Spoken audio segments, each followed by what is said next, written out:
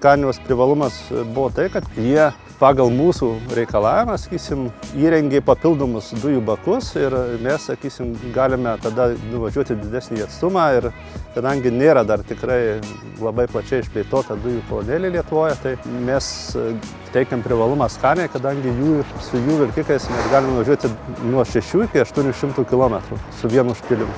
Mes pasirašėm 5 metų sutartį dėl pilno aptarnavimo, sakysim, mums nereikia investuoti jokį remontą, galvoti apie servizą, kadangi visoje Lietuvoje garantuoja nenutrūksamą aptarnavimą.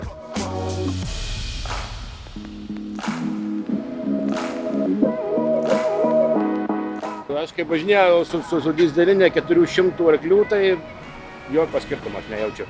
Dėl patogumo, tai aišku, nepalyginsit, yra tikrai patogiau. Vidutiniškai tarp 500–600. Jo, čia 9, kaip priklauso, 9 darbo valandos vairavimo ir į tą laiką telpam ir po tiek nuvažiuojam kasdien.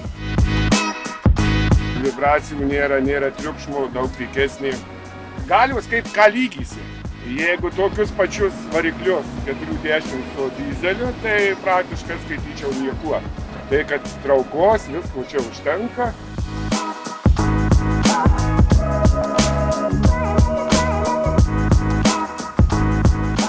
Mes dirbame su betono gaminių, gelžbetonių gamintojais ir su kelininkais, kuriem labai svarbu yra pristatymas cemento laiku ir savalaikiai. Mums naujų vilkikų įsigijimas užtikrina, kad mes nesustosim pusiaukelėj, nebus gedimų.